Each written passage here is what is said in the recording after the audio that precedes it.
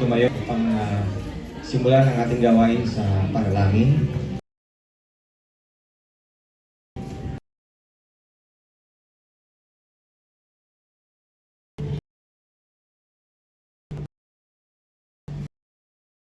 Well, pakinggan mo ako, Yahweh. Dinggin ang aking hilig sa daingkot panalangin. Huwag ka sanang manahimik. Sa Jeremiah 29:12, kung maganap na ito, tawag, at dadalangin, hiling naman kayo.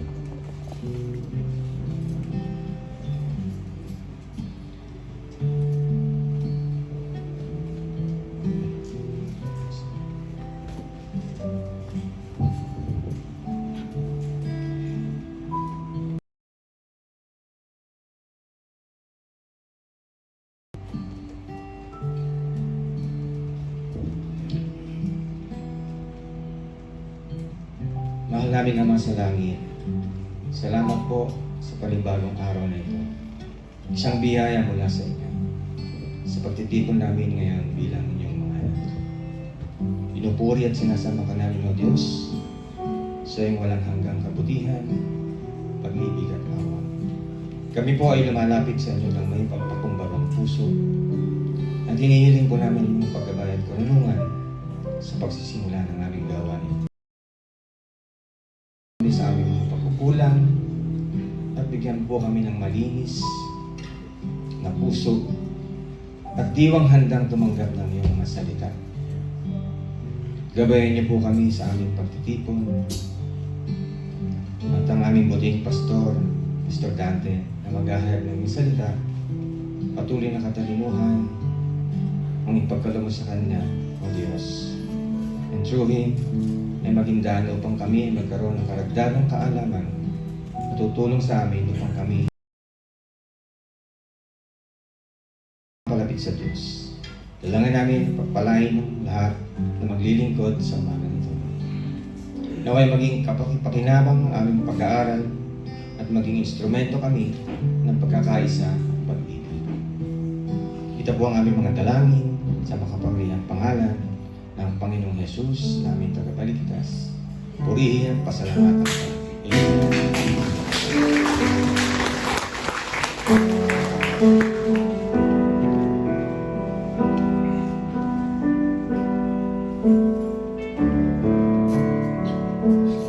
Bless the Lord, oh my soul, oh my soul. Worship His holy name. Sing like never before.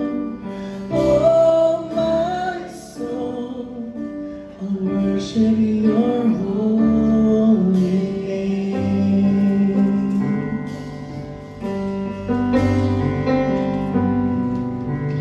The sun comes up. It's a new day dawning. It's time to sing Your song again. Whatever may pass and whatever lies before me, let me be singing when the evening comes. Bless the Lord, oh my soul, oh my soul. Worship His holy name. Sing like never before. Oh my soul, I worship Your holy name. You're rich in love and You're slow to anger. Your name is great and Your heart is kind. For all Your goodness I will keep on singing. 10,000 reasons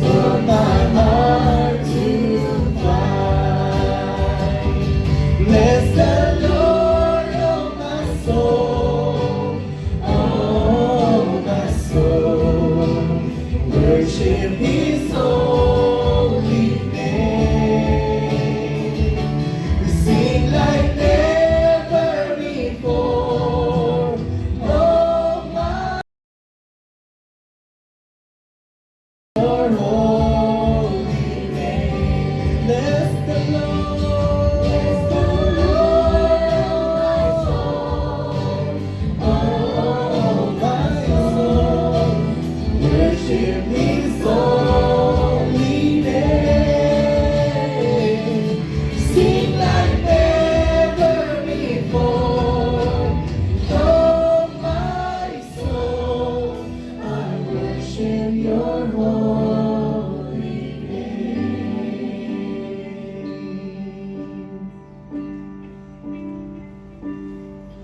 And on that day when my strength is failing, the end draws near, and my time has come.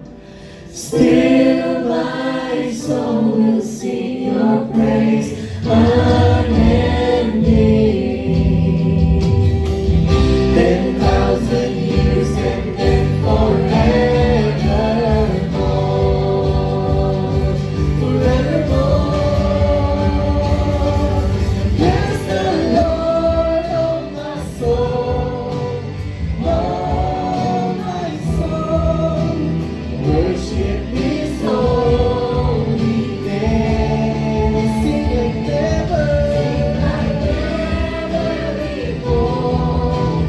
Oh my soul, I worship Your holy name. Bless the Lord, oh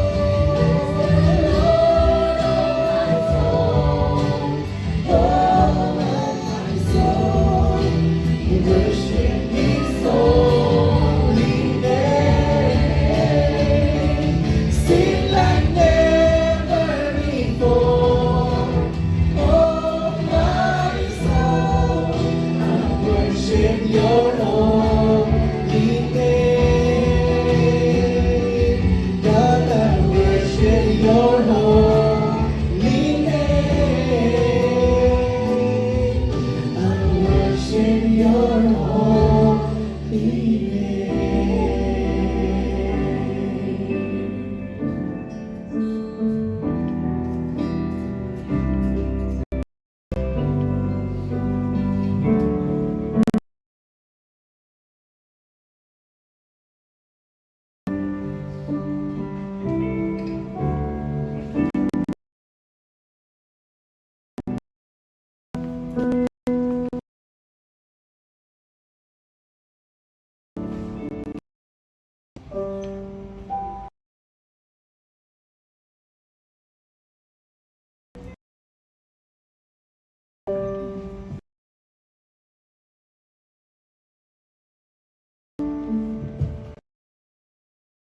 Our country leaders in Israel.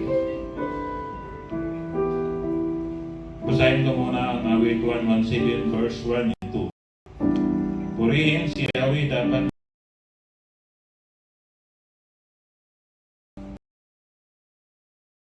pagkat ang pag-ibig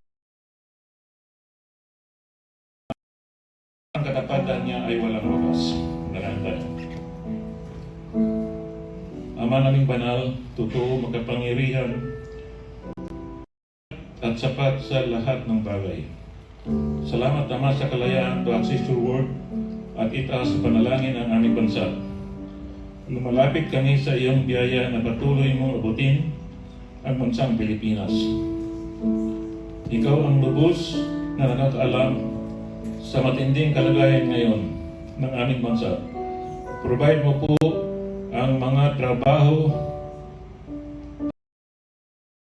umunlad ang ekonomiya ng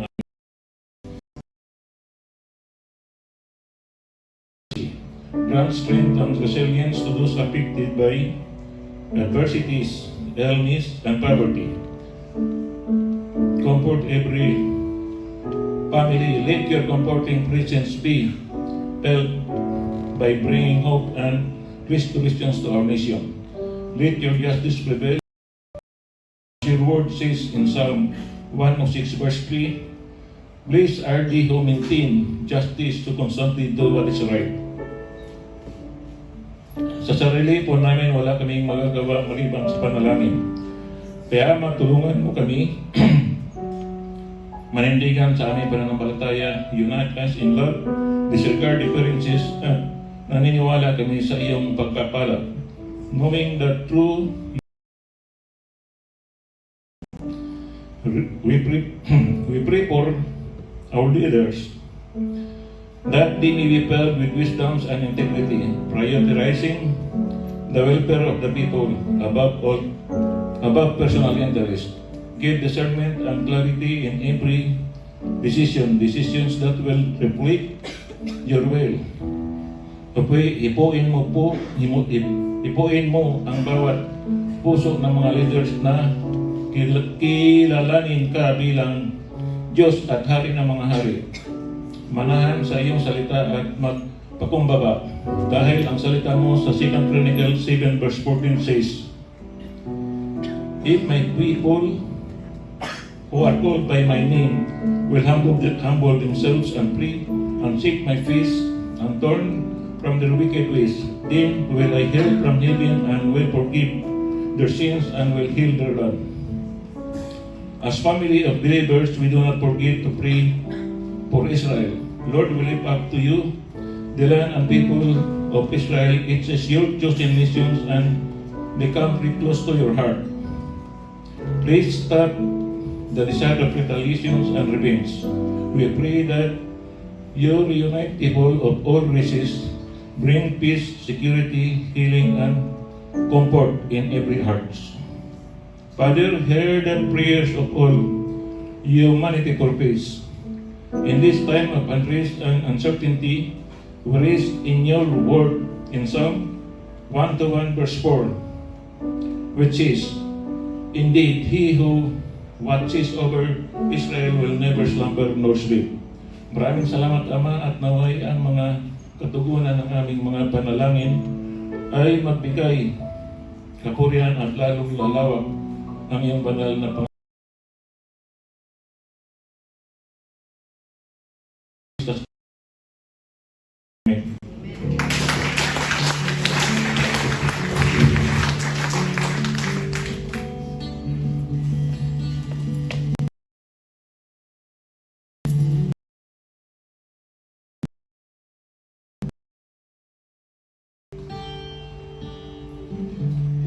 There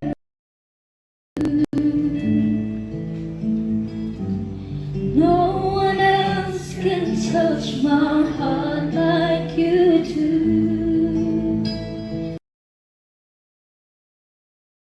I can search for all eternity long and find there is none like you. Like you.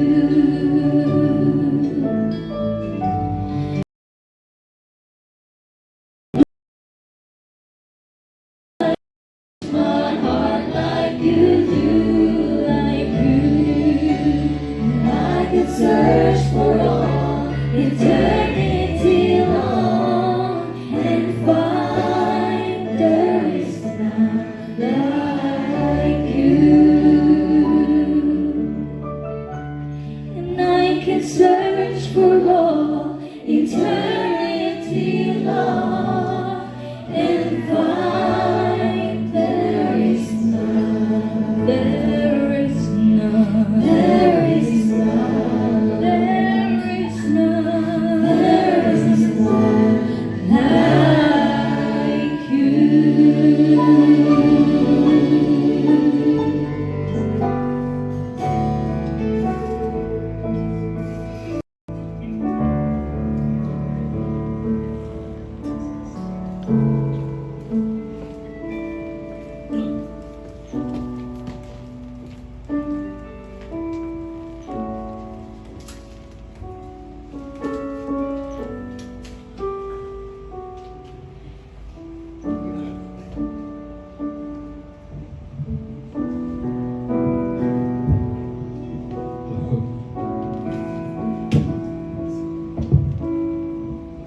prayer for the church at ang mga leader. Ama naming mapagmahal, lumalapit kami sa inyo upang itaas ang aming mga pinuno sa aming simbahan, COG, sa pangunguna ng butihi Pastor Dante, at ang kanyang asawa, si Sister Lily, at Assistant Pastor, si Edna Palan, at ang kanyang asawa at mga pamilya, mga elders, at mga ministry head, lahat ng naglilingkod sa inyong kawan. Salamat sa kanilang mga buhay at handang paglilingkod. Puspusin mo po sila ng iyong Espiritu Santo upang ang kanilang pamumuno ay maging puno ng karunungan, ng lakas ng loob at habag. Bigyan mo sila ng pusong marunong makinig at kamay na handang umalalay sa aming pamayanan. Protektahan mo po sila laban sa anumang tukso o pagsubok na naglalayong sirain ang kanilang pananampalataya at pamilya.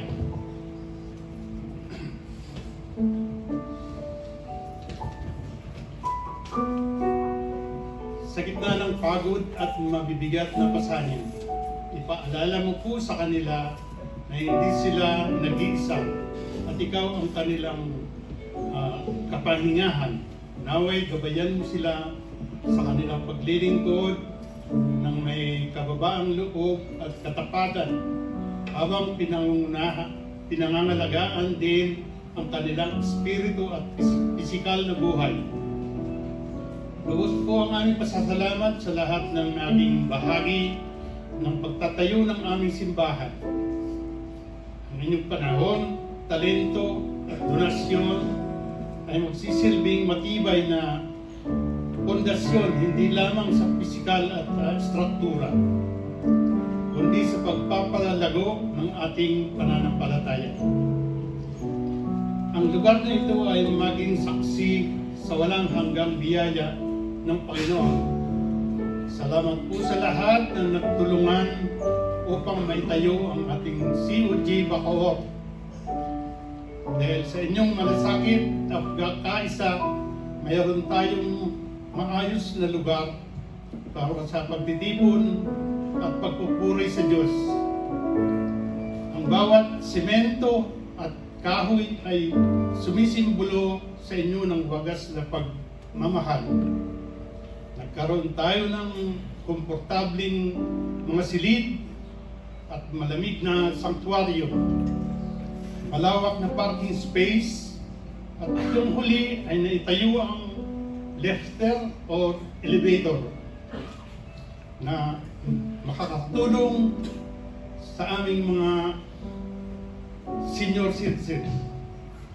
Naway manatiling magandang halimbawa ng isang alagad ng Kristo, tapat sa pagtuturo ng salita at puno ng integridad. Ito po ang aming dalangin sa pamamagitan ni Kristo na aming Panginoon. Jesus, Amen.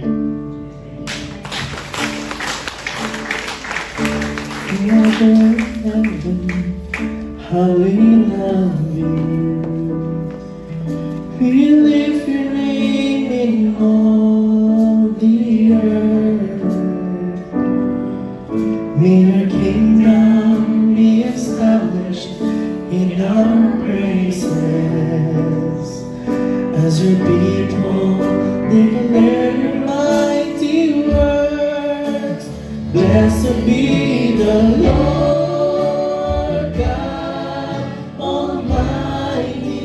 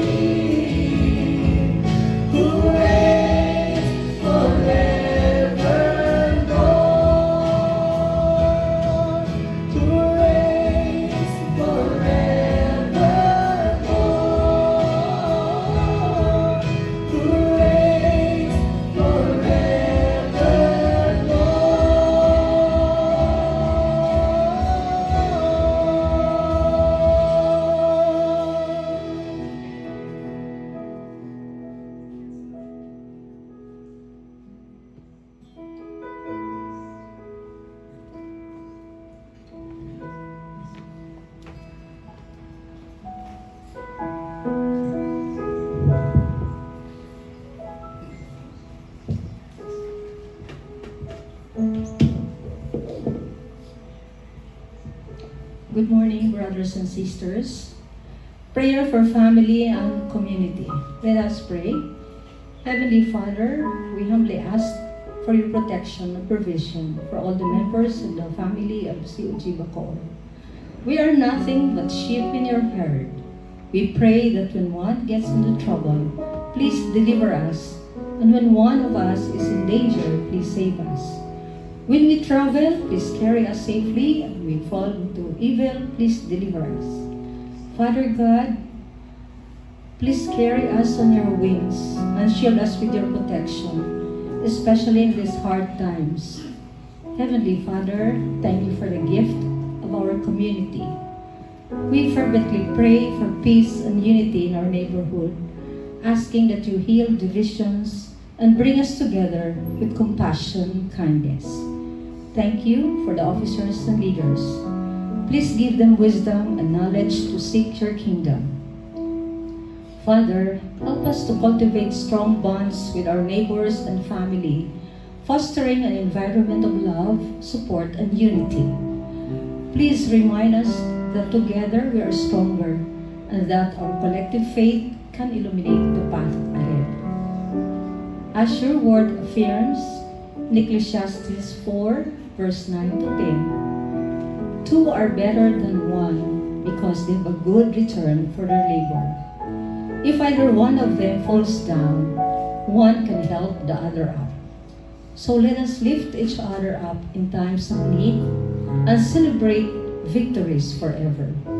We pray that your love overflows to our community, binding us one in your grace. Thank you, Father, for your presence among us. This is our prayer to your Son, Yeshua. Amen and amen.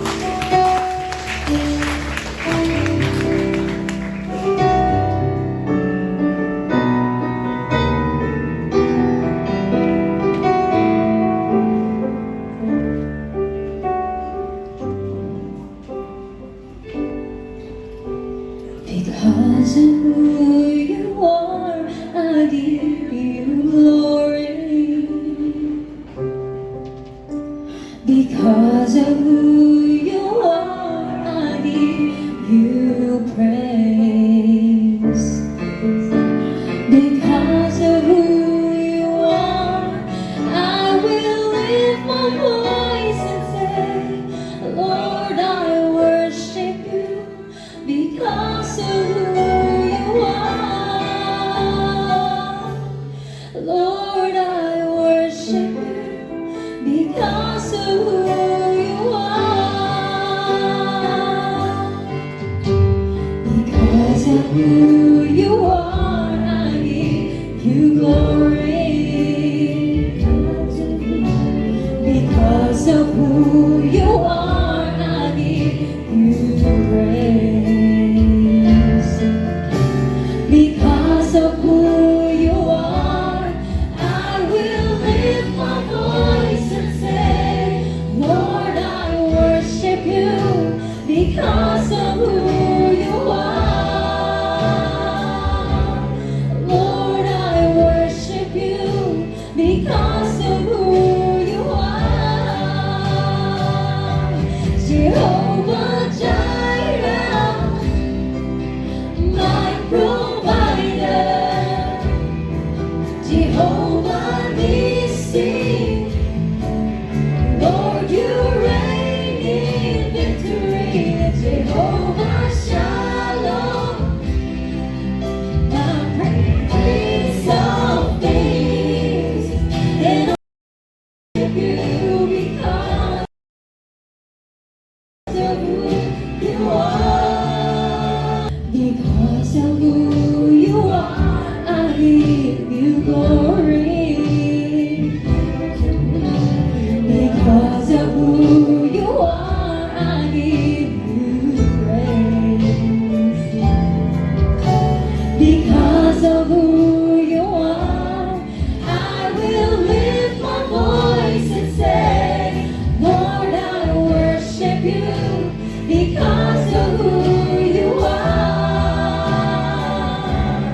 Lord, I worship you. Because of who you are, Jehovah Jireh, my provider, Jehovah Nissi, Lord, you reign in victory, Jehovah Shalom, my Prince of Peace, and I worship you because of who you are. Jehovah Jireh, my provider, Jehovah Nissi, Lord, you reign in victory, Jehovah Shalom, my Prince of Peace, and I worship you because of who you are. Because of who you are, I give you glory. Because of who you are, Lord, I give you praise. Because of who you are, I will lift my voice and say, Lord, I worship you. Because of who you are, Lord, I worship you because of who you are. Lord, I worship you because of who you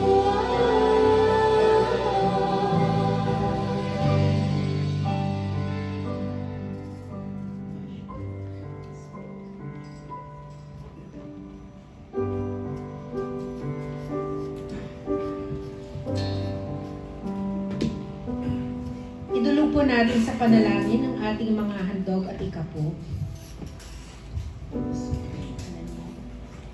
Aming amang Diyos na punong-puno ng habag at grasya, maraming salamat po sa regalo ng buhay, sa kalakasan, sa probisyon at sa aming mga hanap buhay na nagmumula lamang sa iyo.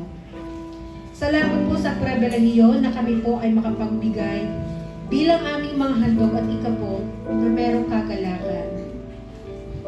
Panginoong Yahweh, nawa po ay maparangalan ka namin sa pamamagitan ng pinakamainam na handog na may pusong masaya at pasasalamat. Tulad po sa mga salita mo sa unang mga kronika, Kabanata 29, masayang masaya ang mga tao sa kanilang mga kusang loob na paghandog kay Yahweh, at labis din itong ikinatuwa ni Haring David. Kalugdan niyo po nawa ang aming mga handog. Alam po namin na ang lahat ng mabuti at magagandang bagay ay buhat po sa iyo, aming Diyos Ama.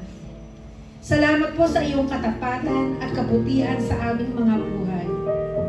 Pagpalain niyo po nawa ang bawat isang nagbigay at turuan niyo po kami na maging cheerful and generous giver. Pagpalain niyo rin po nawa ang mga kapatid na hindi pa makakapagbigay upang mabigyan rin po sila ng pagkakataon na makibahagi sa iyong gawain. Ama, kayo na po ang magpala sa bawat mga anak mo. Ganon din po, Panginoon, pagpalain mo nawa at pagkalooban ng karunungan ang mga taong humahawak ng salaping ito. Dalangin po namin na patuloy niyo po silang samahan at gabayan sa pamamahala nito.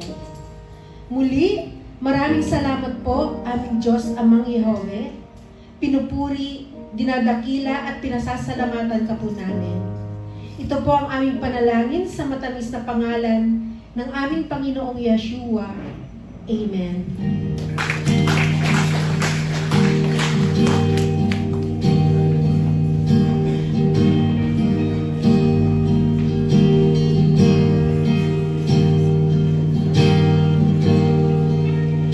You give it all for me.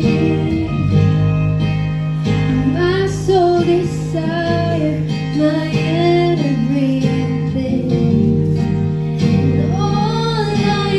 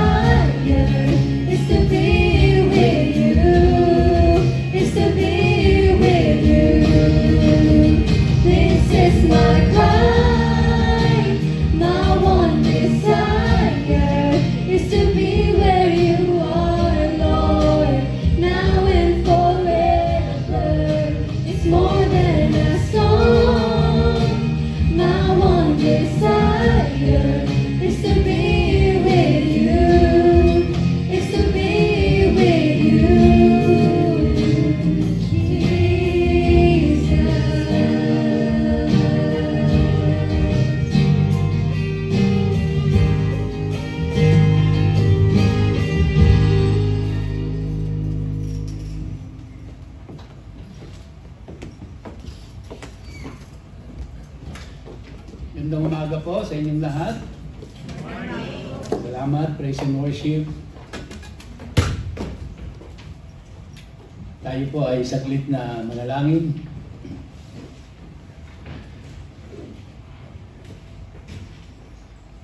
Aming Amang Diyos na banal at makapangyarihan sa lahat. Lumalapit po kami sa iyo sa pangalan ng iyong anak na si Yeshua. At sa mga oras pong ito ay humihingi kami sa iyo ng gabay at ng kaliwanagan sa iyong mga salita. Tulungan mo po ang iyong lingkod na tagapaghatid ng iyong mabuting balita, ng iyong mga instructions para sa bawat isa sa amin. Tulungan mo rin po ang aking mga kapatid na tagapakinig sa umagang ito to have an undivided attention so that they can focus on the Word of God. Again, Father, we thank you. This we pray in Yeshua's name. Amen and amen.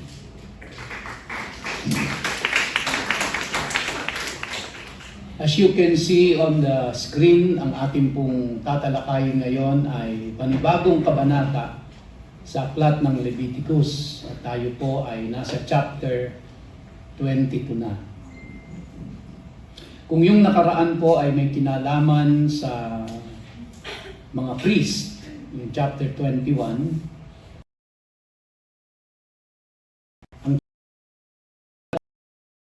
ng mga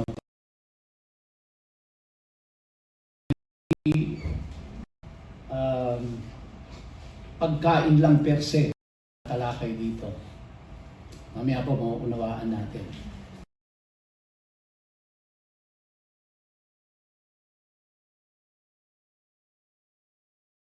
Pero sa susunod na Sunday ay yung 17 to 33. Nahati po ito sa dalawang bahagi. At ang pamagat ng ating pong pag-aaralan is living a life set apart for God.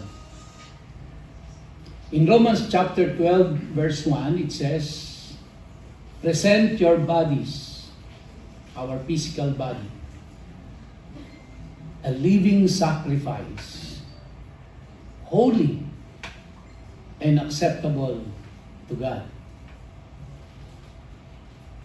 Yung po yung keyword dyan, holy and acceptable to God. So how do we make our body as holy and acceptable to God? Ang Leviticus po mga kapatid ay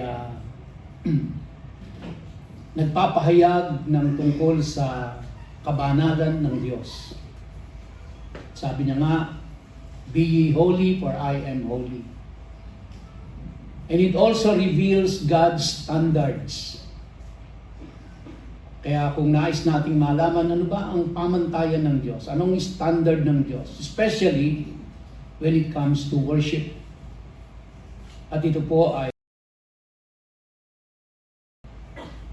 at dito kita na ang ating Diyos desires for relationship. Mahalaga po sa Kanya ang relasyon. Ang pakikipagrelasyon natin sa Kanya o ang pakikipagrelasyon ng tao sa Kanya. He takes it seriously. And one of the ways by which we can express our relationship with Him is through worship. Kaya nag-set siya ng mga standards on how to worship Him that is acceptable to Him. Ang chapter 22 po answers the question, who is worthy to approach God and how? Sino nga po ba ang karapat-dapat na mag-approach sa Diyos na banal? Sa Diyos na makapangyarihan sa lahat. sa Diyos na lumikha ng langit at ng lupa.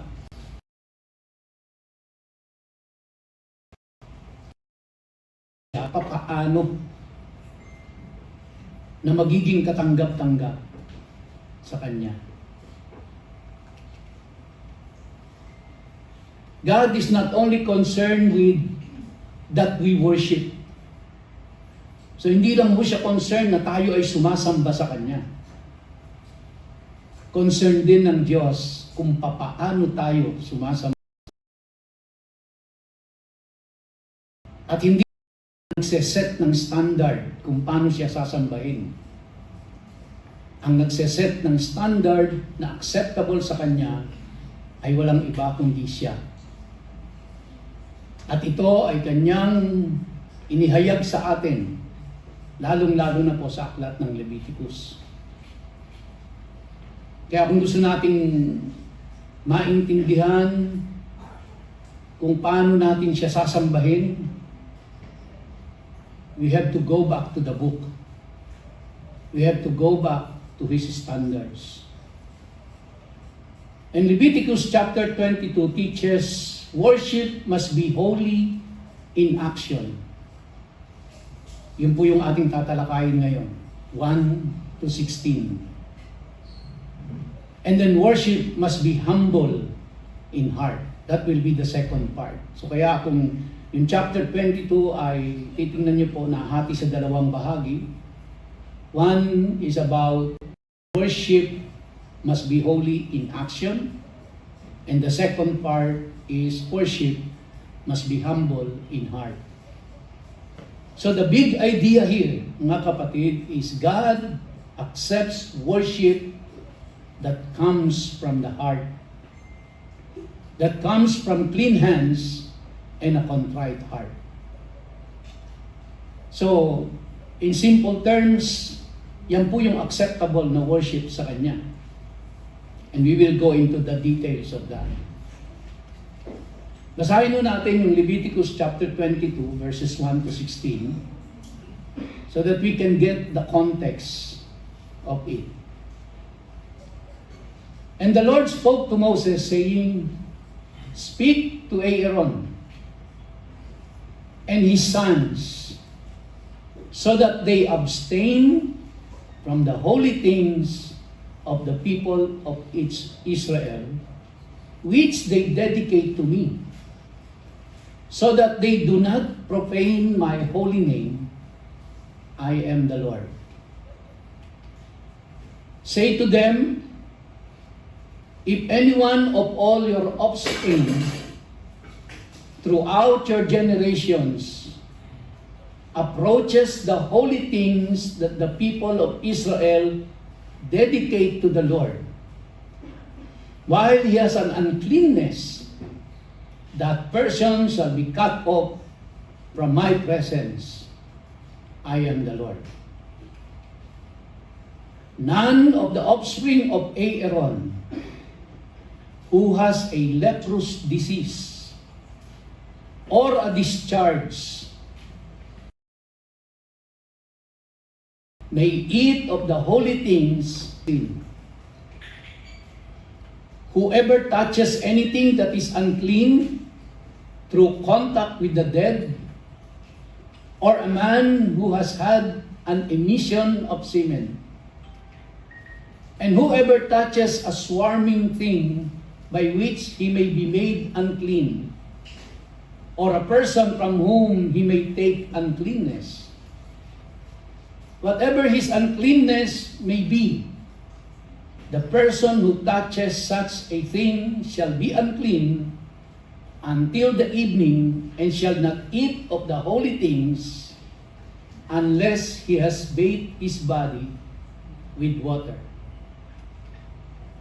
When the sun goes down, he shall be clean, and afterward he may eat of the holy things, because they are his food. He shall not eat what dies of itself, or is torn by beasts, and so make himself unclean by it. I am the Lord. They shall therefore keep my charge, lest they bear sin for it and die thereby when they profane it. I am the Lord who sanctifies them. A layperson shall not eat of a holy thing, nor foreign guests of the priest or hired servant shall eat of a holy thing. But if a priest buys a slave as his property for money, the slave may eat of it, and anyone born in his house may eat of his food. If a priest's daughter marries a layman, she shall not eat of the contribution of the holy things. But if a priest's daughter is widowed or divorced and has no child, and return to her father's house as in her youth, she may eat of her father's food. Yet no lay person shall eat of it. And if anyone eats of a holy thing unintentionally, he shall add the fifth of its value to it and give the holy thing to the priest. They shall not profane the holy things of the people of Israel, which they contribute to the Lord, and so cause them to bear iniquity and guilt by eating their holy things, for I am the Lord who sanctifies them. Siguro po, sa kalagitnaan pa lang nung pagbabasa natin, kalahati na ng kongregasyon ay nawala na sa binabasa natin. Hindi natin maintindihan kung ano ang pinag-uusapan dito dahil puro patungkol sa pagkain. Now, you have to understand the context and the background of this para maintindihan po natin kung paano natin uunawain ang Leviticus chapter 22. Noong panahon po nila kasi, ng mga priest, sila ay mula sa tribe ni Levi, at sa 12 tribes ng Israel, ang tribe lang ni Levi ang hindi binigyan ng portion ng lupa sa Promised Land. Yung iba po, may kanya-kanyang parte na sila doon. Hinati-hati na yon. Ang tribe ni Levi lang ang wala. Dahil ang tribe ni Levi, sa kanya magmumula ang mga priest, ang mga maglilingkod sa templo. At ang kanilang ikabubuhay at ang kanilang mga kakainin ay manggagaling sa offering ng mga tao. Kaya ang mga tao po ay pumupunta sa templo o nung nasa wilderness sila sa tabernacle, may dalang mga hayop at ito ang inihahandog nila. At yung mga hayop na inihandog na yun po ang nagiging pagkain ng mga priest na naglilingkod sa templo. At dahil yun po ay dinala na ng tao doon para ihandog sa Diyos, it's God's property already. And anything that is offered to God became His property and it becomes holy. Kaya yung pong pagkain nila na yon, na kinakain ng mga priest at ng pamilya nila, considered as holy. Kaya po hindi ito basta-basta pwedeng kainin ng sino lang. Hindi ito basta-bastang pwedeng kainin kahit ng mga priest at ng pamilya nila na hindi kino-comply yung instruction ng Diyos kung paano kakainin ito. And so, yung mga tao po, pag naghandog na sila, at yung mga hayop na kinatay ay ginawa ng pagkain ng pamilya, the eating, yung pagkain ng pamilya na yon becomes an extension of their worship to God. Sa atin po, sa panahon natin, kakain tayo para mabuhay lang tayo. Pero bihira po sa atin na nag-iisip na pag kumakain tayo ng almusal, ng tanghalian, ng hapunan, that it is an extension of our worship to God.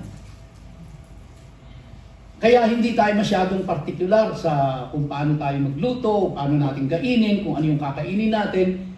Because we don't consider that as an extension of our worship. Pero sa context po nito, kaya makikita nyo na nagbigay ng very specific instruction ng Diyos kung paano nila kakainin at kung sino lang ang pwedeng kumain ito. Because it is an extension of their worship after these animals have been offered to the Lord. Kaya napakahigpit ng Diyos diyan sa kanila. So, ano ang mga pamantayan ng Diyos dito sa mga priest, sa mga lingkod niya? Unang-una, priest must be clean to serve. No? A priest who is unclean cannot minister.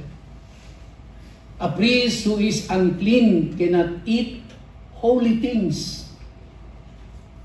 Kaya yung pong pagkain na o yung hinihandog sa Diyos ng mga hayop at naging pagkain ng pamilya, kung yung priest, yung padre de pamilya, ay unclean, hindi niya pwedeng kainin yun. Hindi siya pwedeng kumain nun. Otherwise, he will profane the name of the Lord. Pag siya ay unclean, at kumain siya nung inihandog sa Diyos na yon, he will be considered as unclean. Or rather, he will be, of course, disciplined by the Lord. Hindi niya pwedeng gawin yon. Okay? He cannot eat holy things. And uncleanness disqualifies the priest temporarily. Not only that he cannot eat the food, but he cannot serve in the temple while the priest is unclean. Now, tingnan nun natin sa context natin ngayon. Tandaan nyo, itong principle na ito ay hindi po nagbabago. Ang panahon lang ang nagbago. Ang mga tao ang nagbago. Ang mga sitwasyon nagbago, pero hindi ang standard ng Diyos. Now, let us make it relevant to us now. Tayo po, ako po as a pastor, yung ating mga music ministers, yung ating pong mga leaders dito sa church. Remember, sa 1 Peter, we were told, we are a royal priesthood, a chosen nation. So in the eyes of God, hindi tayo mga physical Jew, pero tayo ay mga spiritual Jew. And we are considered as priests of the Lord, spiritually. Nagseserve tayo sa Diyos. Naglilingkod tayo sa Diyos. So kung i-apply po natin yung principle na ito sa Leviticus chapter 22, if any one of us, myself, the music ministers, our leaders, if we are unclean, then we're not supposed to minister. Wala kaming karapatang mag-minister kung sa mga oras na yon ay kami ay unclean. Paano ba sila nagiging unclean noon? At paano tayo nagiging unclean ngayon? No, sa kanila po, napag-aralan natin yung mga nakaraan, na yung priest, kahit na asawa niya pa yung namatay, hindi niya pwedeng hipuin. Because the moment na hinipo niya yung asawa niya na patay, he will become unclean. Hindi nga siya pwedeng mag-mourn ng katulad ng mga pagans. Kailangan controlled. Kailangan pinoproject niya pa rin ang hope, hindi ang despair. No? Now sa atin po, kung tayo ay merong alam na tayo ay nasa kasalanan, kasi hindi naman ito nahahayag eh, then we are not supposed to. Alam natin na tayo ay nasa kasalanan. Huwag na nating pangahasang tumayo pa sa likuran ng pulpitong ito. Now, I'm not saying hindi po tayo nagkakasala, lahat tayo nagkakasala. Pero kung tayo ay nasa kasalanan, at alam na alam natin yon, then we have to beg off na mag-serve. Because it is not acceptable to God. It may appear holy to the people, but remember, it is the Lord who can see us na hindi nakikita ng tao. So antimano, disqualified na kagad yung priest para mag-serve.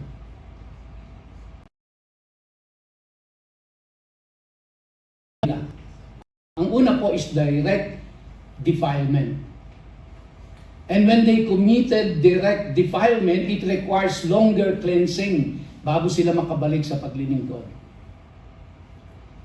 And the other type is what we call the indirect defilement, which requires washing plus waiting. So the principle that we can learn here, mga kapatid, is you cannot handle holy things with an unclean life. So maaring yung time nila pagkain ang hinihipo nila. But that is part of worship. Ngayon po maaring dito wala tayong. When we step forward, in my case, to preach, I cannot handle the Word of God because God's Word is holy if I have an unclean life.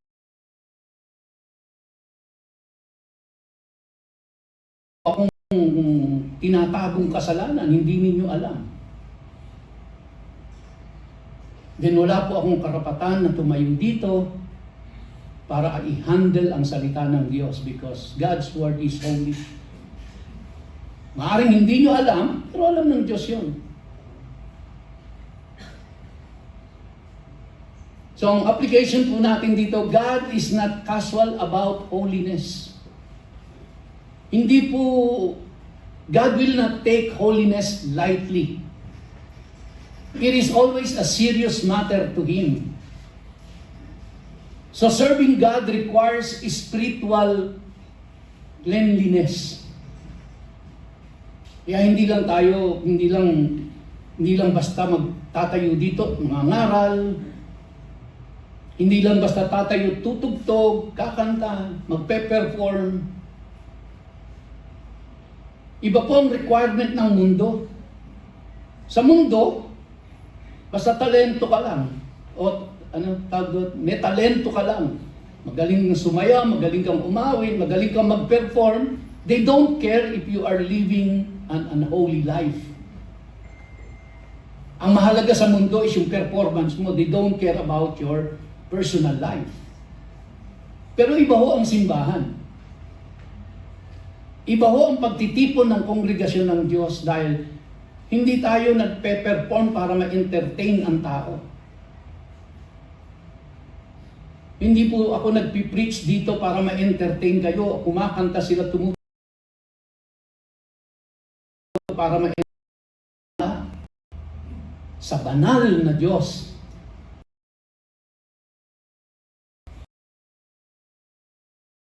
Hindi natin pwedeng iparehas yan. Iba ang requirement ng mundo, iba ang requirement ng Diyos. At ang requirement ng Diyos, ang maglilingkod sa Kanya must have an unclean life. So serving God requires spiritual cleanliness. Kaya po, hindi lang sa akin po bilang pastor na nagpipreach, hindi lang ang preparation ay yung preaching materials ko. Hindi lang yung PowerPoint ko. Hindi lang yung kung ano ang sasabihin ko. Kundi yung spiritual preparation. Ganon din po sa mga tumutugtog at kumakanta dito.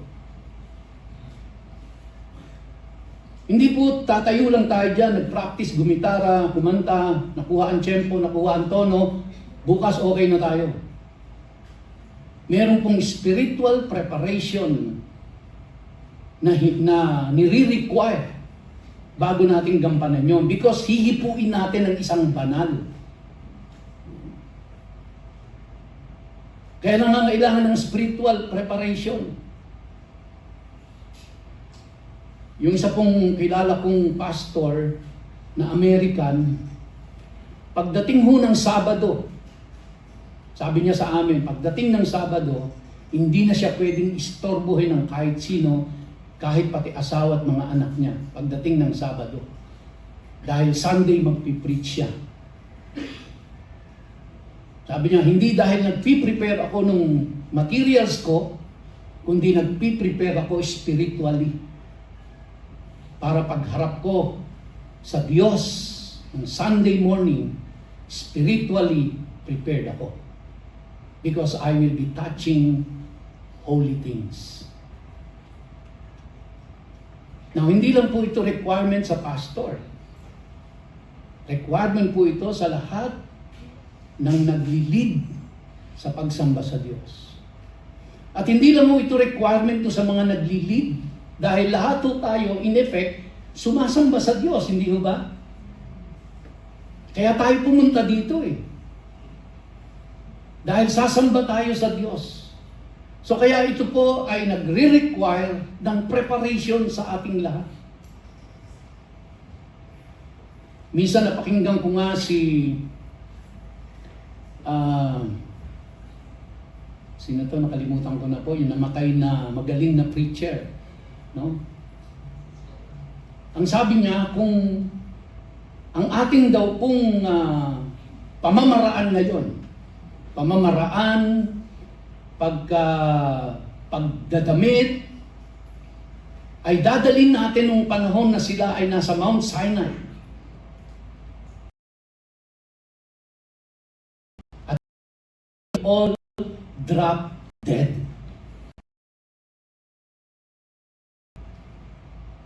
Because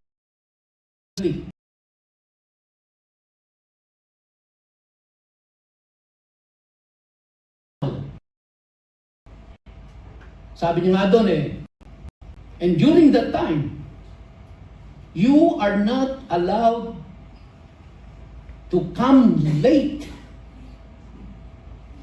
to worship the Lord.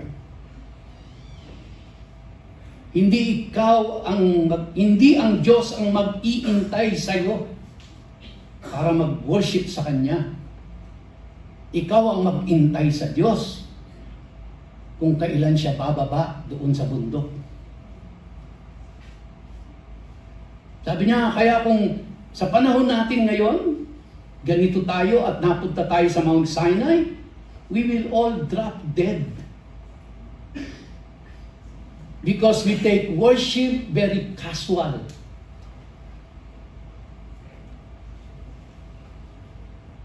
Kahit na meron tayong appointed time to meet the Lord, pero we take it lightly. Kasi hindi tayo pinapaslang ng Diyos eh. Pero subukan po natin, wag naman sana, no? Na kapag na-late ka, papaslangin ka ng Diyos. Ay tingin ko po sa Sunday alas 7 pa lang, nandito na tayong lahat. Kahit alas 10 pa ang simula ng service. Because we take worship so lightly. We are not so serious. We don't heavily consider that when we come to church, we will be meeting a holy God. We will be meeting a holy God. Iyo ba? Kaya tingnan nyo sa kanila. Kung titingnan nyo, pagkain lang yon. Pero pag yung priest is unclean, you cannot touch it. Depende pa kung direct or indirect yung defilement na naganap. Mayroong waiting time, yung nabasa ko natin kanina. May waiting time. You will undergo God's discipline. Kaya maingat na maingat sila dyan. Ang mga priest, meron silang reverent responsibility. Priests must not profane God's holy name. Ano po ba sa Tagalog ang profane? Hindi pwedeng lapastanganin. Hindi pwedeng bastusin. Yan po yung Tagalog ng profane. Kaya kung itatranslate po natin sa panahon natin ngayon, kung tayo po ay hindi naghahanda ahead of time sa pagsamba sa Diyos, and very casual tayong pupunta dito at sasamba sa Kanya, binabastos natin ang pangalan ng Diyos. Lagi ko na nga pong sinasample ito mga kapatid. If you are invited to Malacanang to appear before the President of the Republic of the Philippines, and you are invited and you are expected to come there at 9 o'clock in the morning, are you going to arrive there at 9:30? Are you going to dress improperly? Why is it that we are giving so much importance to the President of the Republic of the Philippines, but we don't give so much importance to the God who is holy and who created us and who saved us from our sins? And we treat Him very casual. No. We are all guilty. Wala akong magtuturuan. Turo natin ang ating mga sarili dahil lahat tayo guilty. In one way or the other, lahat tayo guilty. And let this message be a reminder to us that we have to take seriously when it comes to the worship of a holy God. Because anything that is not according to His standard is not acceptable to Him. And we are just wasting our time.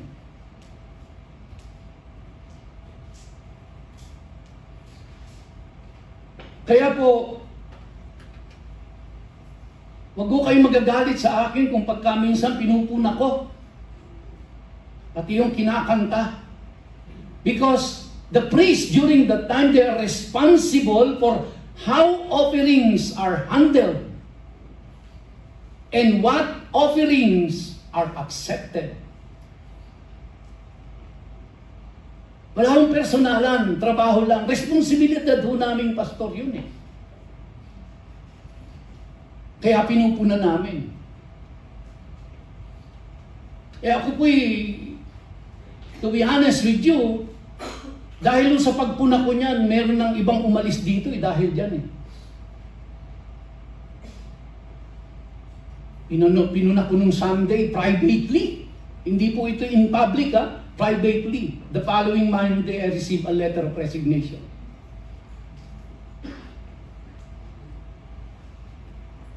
And it did not happen just once. It happens twice. It happens several times. Dahil lang may pinuna lang ako dahil I believe na binibigyan ko lang ng instruction na ito ang dapat na kakantahin natin. Aawitin natin must be focus on God. Kaya salamat po doon sa nag-organize ng Worship 101 noong nakaraang Sunday. Na-remind tayo lahat, kasama na ako doon, kung ano ang tamang pagsamba sa Diyos.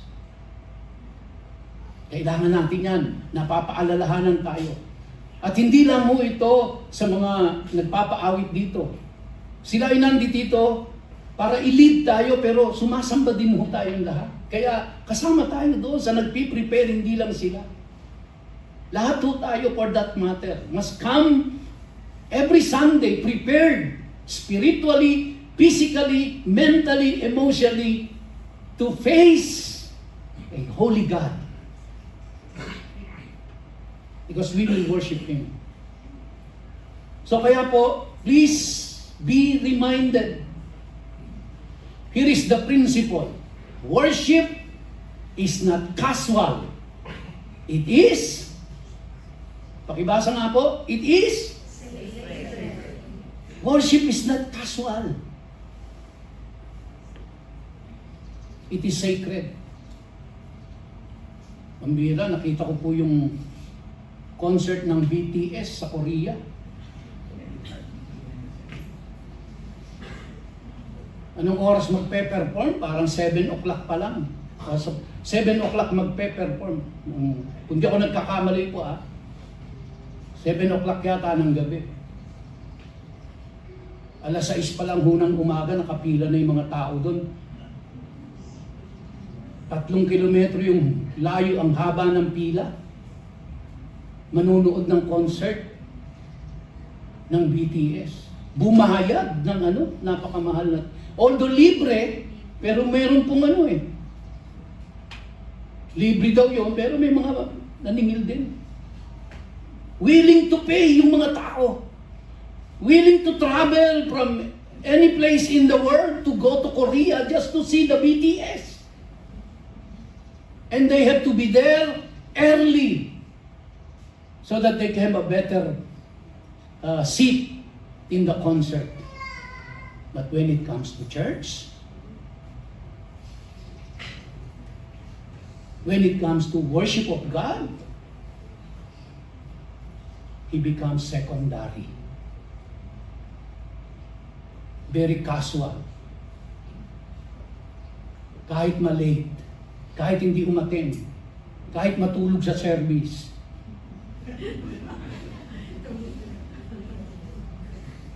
Anyway, Diyos lang naman yan. Tama po ba yun? Sa tingin nyo, tama po? Diyos ka lang naman eh. Kaya nga, tama siguro yung sinasabi ng pastor na pakinggan ko eh. Kung tayo nasa wilderness, sa Mount Sinai, at ganito ugali nating lahat, we will all drop dead.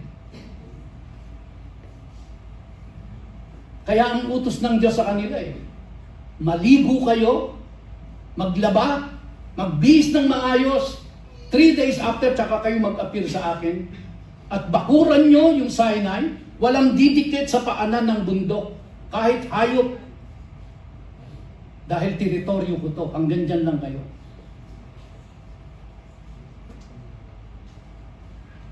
Ano po ang doon? Ang sino mang umakyat doon sa bakod, ang sino mang panain, patayin. Kaya sabi ng pastor, we will all drop dead. Kung nasa Mount Sinai tayo, sa ugali natin sa pagsamba sa Diyos.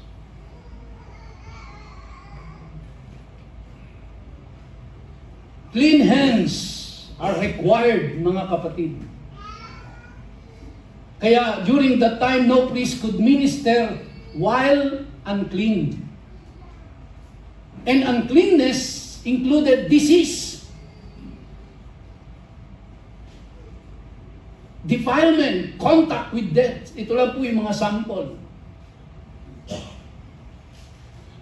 So lesson na matututunan natin dito, you cannot serve God carelessly and expect acceptance.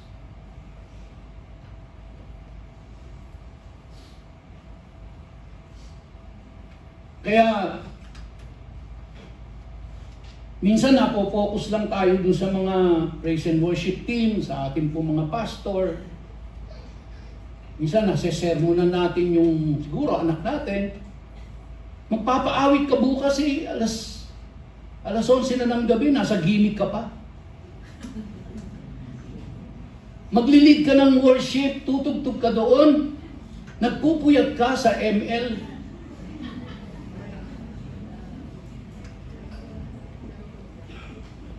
Hindi lang ho sila yon. Lahat ho tayo. Alam nating sasamba tayo sa Diyos sa araw ng linggo, Sabado ng gabi, puyat pa tayo, YouTube. Lahat po tayo guilty dyan, kasama rin ako. Hindi ko po ina-exempt sarili ko dyan. Kaya pinipreach ko rin sa sarili ko to. Ha? But let this be a reminder to all of us that worship is not something casual. It is something sacred. So let's prepare.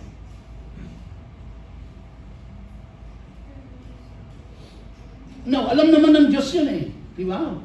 Kung beyond our control eh. Kunyari po, trabaho tayo eh, panggabi talaga eh. No? Ang uwi mo, alas 12 ng gabi, gawa ng trabaho, bukas may worship.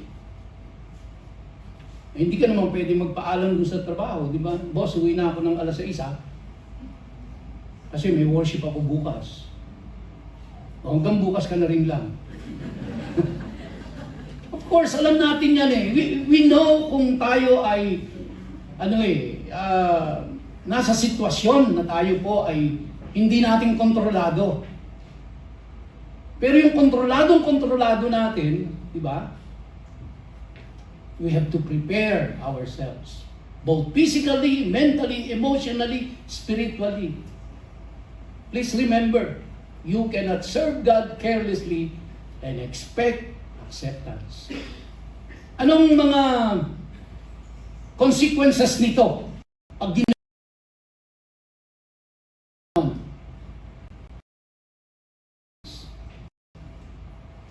and to be cut off from God's presence, it could mean discipline. It could mean removal. It could mean even death. Or the worst, it could mean eternal separation from God. Now remember, this is addressed to the priest, not to ordinary citizen. Kaya kung yung priest madi-disqualify, then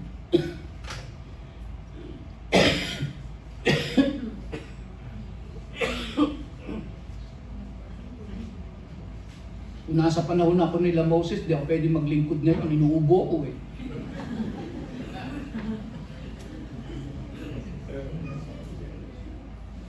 So again, let me just reiterate mga kapatid, para sa ating lahat ito, kasama ako dito, God takes worship seriously. So kung seryoso ito sa harapan ng Diyos, anong dapat na maging response natin? Ha? Ano po dapat maging response natin kung sa Diyos serious yung worship sa Kanya? Then we must take it seriously. And how do we do that? Prepare ourselves for the worship of God. Now, bagamat ano po, nagkakamali, nagkukulang tayo. Lahat naman ho tayo for that matter, di ba? Now, God provides a remedy.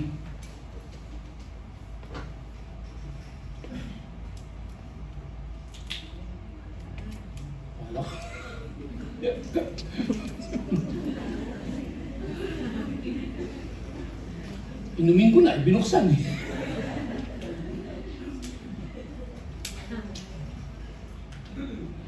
Ano po ang instruction ng Diyos sa kanila?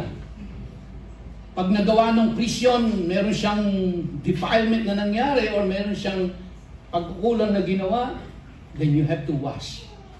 Doon sa mikvah nila, you have to wash with water. And then you have to wait bago ka ma-restore. So God makes a way for cleansing. So wag ko tayo malungkot. Yung mga na-late dyan, mingi na lang kayo ng tawad mamaya. Patatawarin naman kayo. Pero huwag na kayong darating ng late sa next Sunday. Ngayon, kung malate ulit kayo next Sunday, hingi ulit kayo ng tawad. No? Alam naman ni Lord kung kontrolado mo o hindi eh. Kung sinasadya mo ng bumangon ng tanghali, alam naman ni Lord kung nawala ng tubig sa bahay, nawala ng kuryente, nagkaroon ng emergency. Alam ni Lord lahat yon. Alam ni Lord kung magsisimba na naman. Alam ni Lord lahat yan. No? So, anong insight natin dito mga kapatid? God doesn't just demand holiness, He provides cleansing. So, nagdidemand siya ng holiness. Di ba napakabuti ng Diyos? Dinidiman niya ito, holiness. Kung hindi ka makakomply, siya pa rin yung gumagawa ng way para mag-comply ka. Nagpapatawad naman po ang Diyos eh. Diba? Pero, let's get serious with it.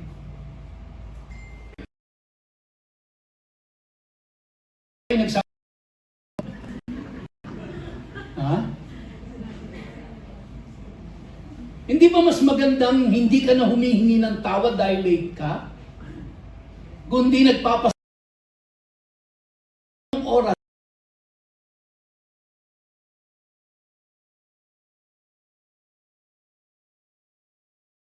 O yung maluwag ang damdamin at isipan at kalooban mo dahil nag-comply ka sa requirement ng Diyos. Ang maganda po doon, yung pagko-comply, meron pong gantimpala ang Diyos eh. Kaakibat na nakukonsensya ka na, wala pang kaakibat na blessing. Ngayon, kung ikaw ay may matinong pag-iisip, mas pipiliin mo yung nagko-comply dahil may maluwag na ang kalooban at isip mo, may blessing pa ang Lord sa iyo. Hindi mo ba? At kung kayo'y may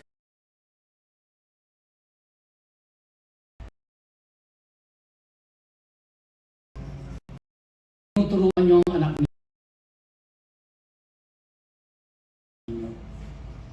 Indirectly sinabi sa Diyos.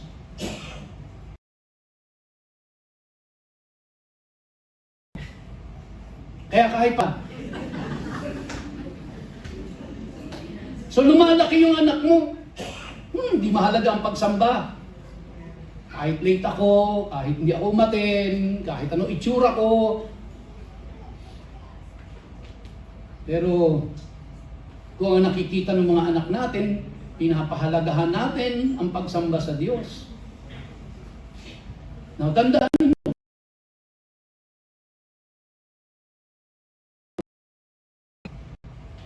sa hindi maayos na paraan, magiging sakit ng ulo niyo yan. At hindi ka lugod-lugod sa Diyos yun.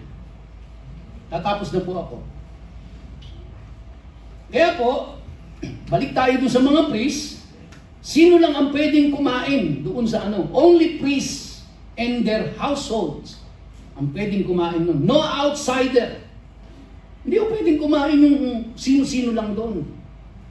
Ganoon pinapahalagahan ng Diyos yung offering na yon ng pagsamba. Hindi pwede, hindi available yun sa lahat. Doon lang sa priest. Kaya unauthorized participation is forbidden. Kaya kita nyo, pati yung kusino lang, kung yung kanilang helper, no, ay inaalaw lang kung yung helper na yun binili ng priest. Pero kung hindi niya binili yun, hindi allowed magparte. Yung anak na babae, pag nag-asawa ng outsider, hindi pwedeng magpartake do kahit anak siya. Pero kung siya ay divorced na at bumalik siya sa tahanan ng tatay niya, nagpasakop ulit siya sa tatay niya, at kung wala siyang anak, doon pa lang siya pwedeng magpartake ng food na inihandog sa Diyos. How serious is that, no? Kaya, kung nagkaroon man ng violation, there will be restoration. So the principle, holy things must be handled with care. The Word of God ay holy, I have to handle it with care. The song that we sing are songs to the Lord, it must be handled with care. Hindi lang kayo basta tumugtog at kumanta dyan. Hindi lang ako basta nagtumayo at nag-preach dito. Hindi lang kayo basta nandiyan at sumasamba sa Diyos. Tandaan nyo, Diyos ho ito ang ating sinasamba at siya ay banal at siya ay nagre-require na sa pagharap natin sa Kanya, preparado tayong sumamba sa Kanya. Hindi tayo nagpapalipas lang ng oras dito. Amen? So, before worship, magsasara na po ako dito. Tatanungin natin lagi ang ating mga sarili. Are my hands clean? Is there sin I am ignoring? Because worship requires preparation, worship requires repentance, and worship requires reverence, mga kapatid. So offering must be without blemish, no defect allowed in sacrifices. Kaya makikita niyo sa chapter 21, 12 po yun na mga kapintasang ipinagbawal.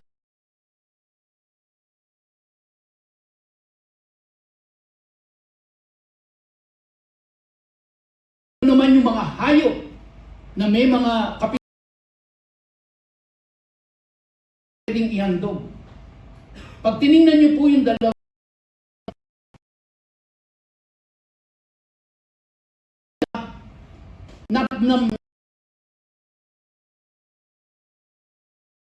sa sacrifice standard niya. And to close our preaching today, wag ho kayong be not dismayed. Dahil lahat ho tayo ay imperfect, lahat ho tayo ay may kapintasan, lahat ho tayo ay may pagkukulang, lahat tayo may pagkakamali at pagkakasala, pero purihin ang Diyos dahil sinalo tayong lahat ng Panginoong Jesucristo. At siya ang nagbigay ng karapatan sa atin para humarap sa banal na Diyos at sumamba sa Kanya. Mga kapatid, salamat po sa ating Panginoon. Tayo tayong lahat. Awit tayo sa Diyos at tayo po ay magsasara sa panalangin.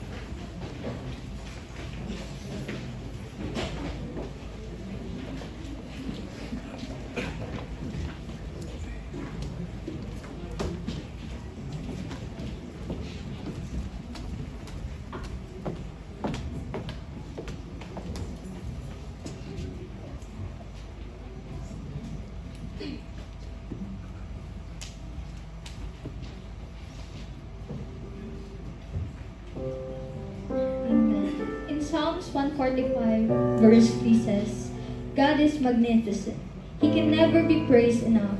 There is no boundaries to His greatness. Amen.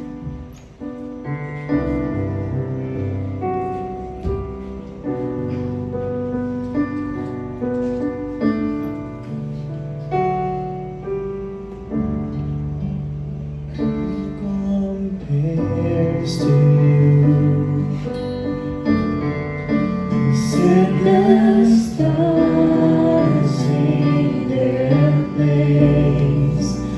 You calm the raging seas that came crashing over me. Who compares to you?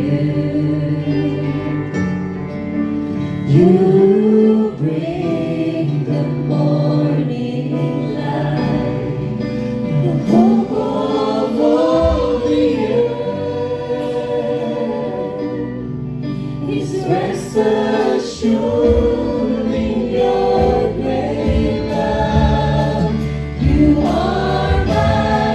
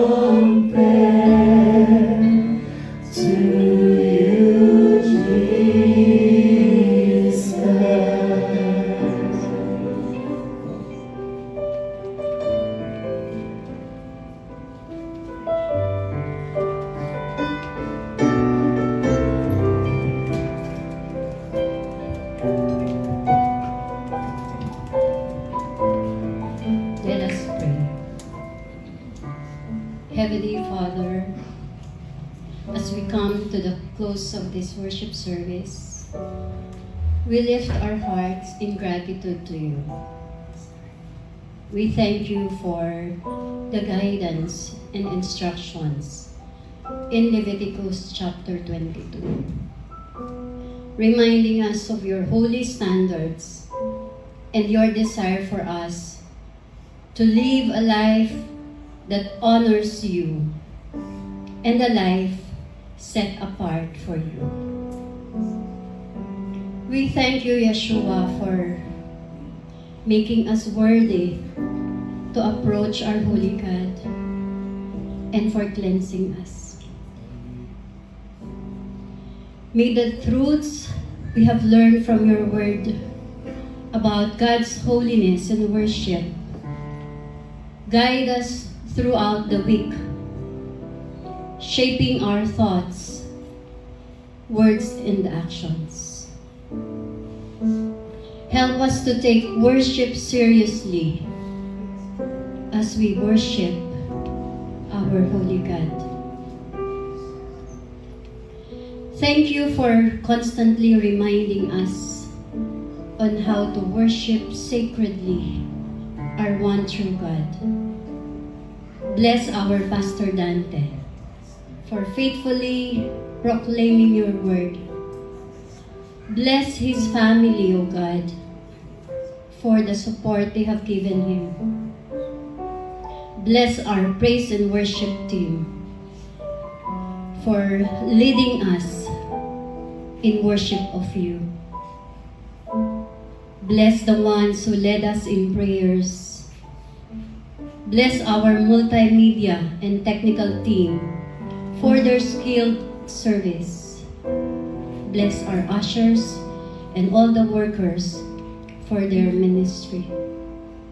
And lastly, Father, bless your church, Church of God Bacoor, with your presence and grace.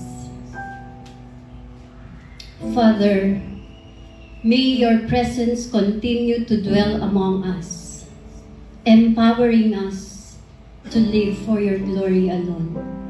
We praise you, Father, Yeshua, and Holy Spirit, and give in Yeshua's name, this is our prayer. Amen.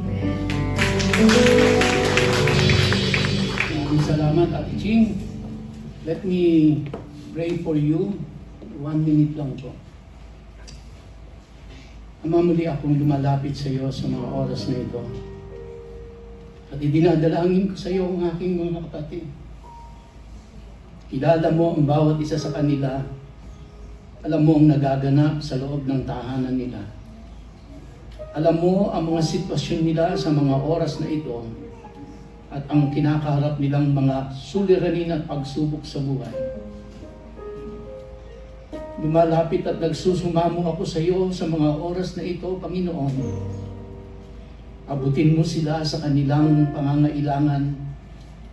Tulungan sila, O Diyos, sa sitwasyon nila ngayon sa kanilang pamilya. Bigyan mo sila ng kapayapaan, bigyan mo sila ng tapang, ng lakas ng loob, ng karunungan na nanggagaling sa iyo upang mapagtagumpayan nila ang anumang suliraning kanilang kinakaharap sa mga oras na ito. Iligtas mo sila, Panginoon, sa anumang kapahamakan at gabayan mo sila, O Diyos, sa buong isang linggong dadaan. Cover all of us with your divine protection. This is my prayer, Lord. With all humility, have mercy on us. In Yeshua's name I pray. Amen. God bless you po. You are dismissed.